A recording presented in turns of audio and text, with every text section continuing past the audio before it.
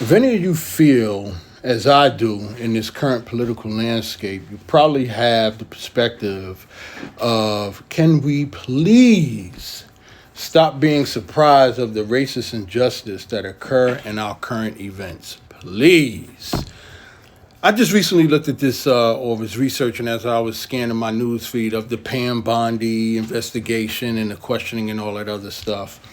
And, just flabbergasted, if that's the right word, at the conscious, and I have to admit, somewhat subconscious apathy that Americans are having with this idiot in office. So according to Rachel Maddow's investigation, reporting, piece, whatever the case may be, Pam Bondi's so-called handed federal justice this bombshell information that's supposed to be, detrimental to the administration, the Trump administration and all this. And as I'm hearing this stuff, I'm like, yeah, yada, yada, yada, same bullshit every day or same bullshit different day, right? You're going to get all this information. She gets a walk and he walks away unscathed. Now, listen, I'm not racist. I'm pro-black. I'm not anti-white. I'm not anti-anything else.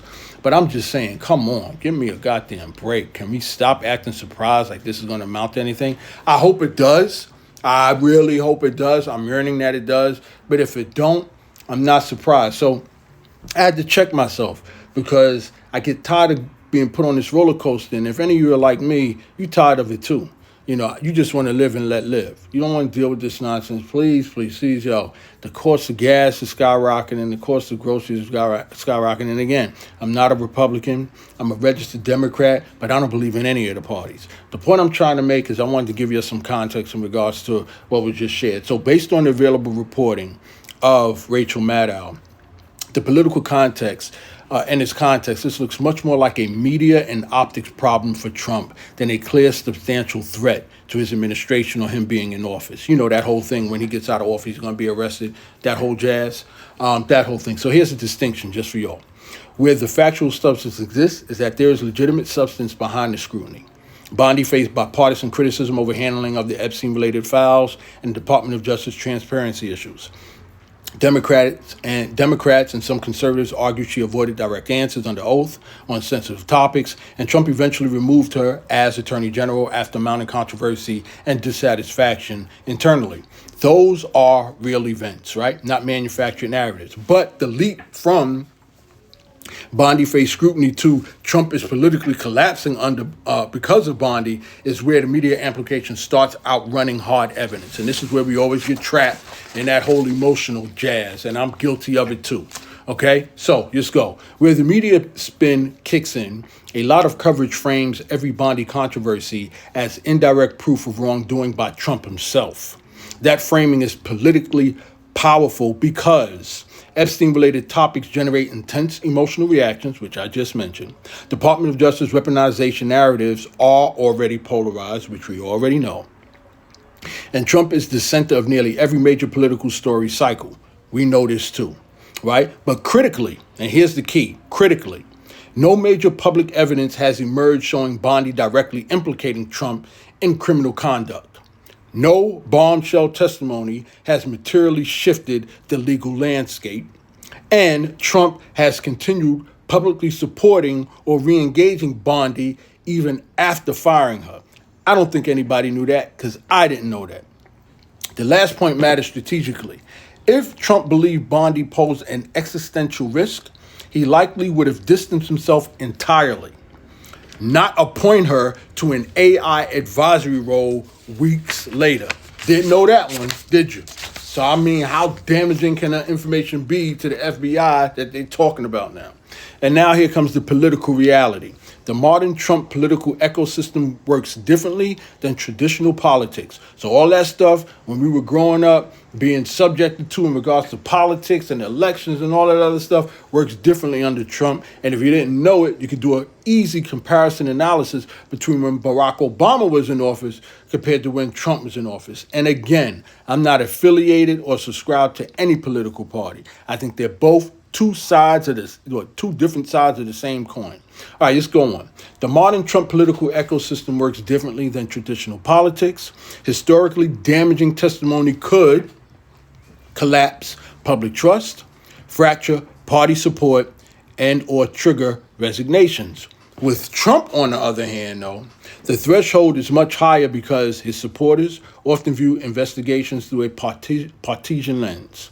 Many conservatives already distrust major media institutions, and controversy has become normalized around him.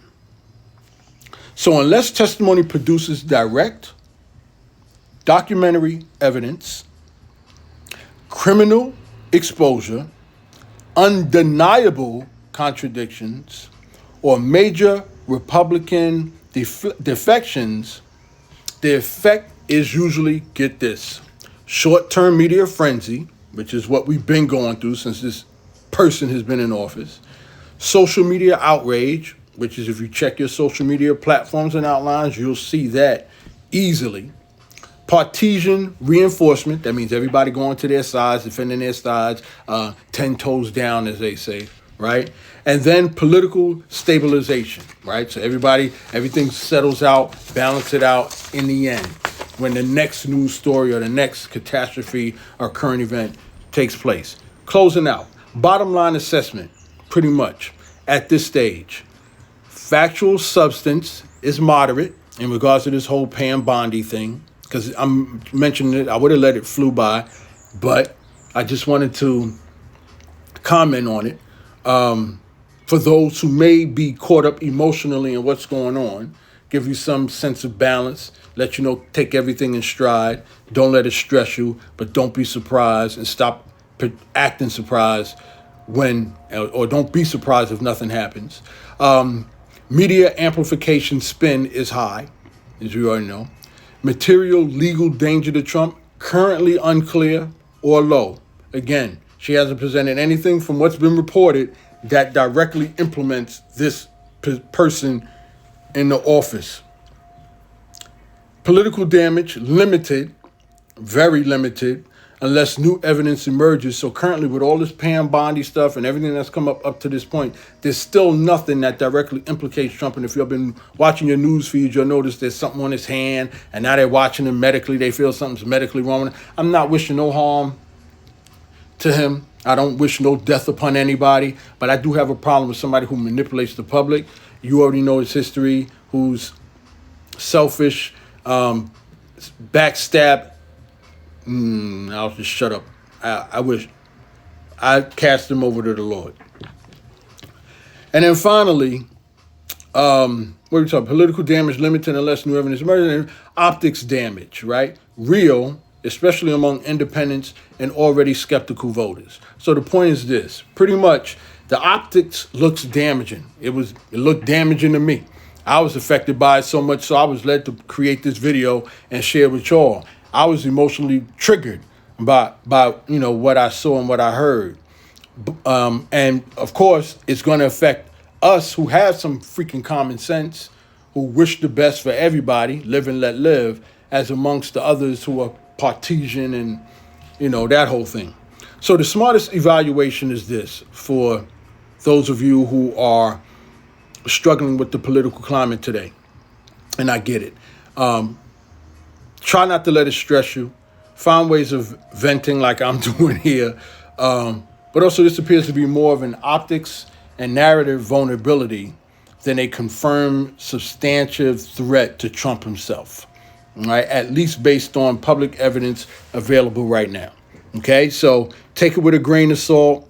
File it away somewhere. Stay in prayer.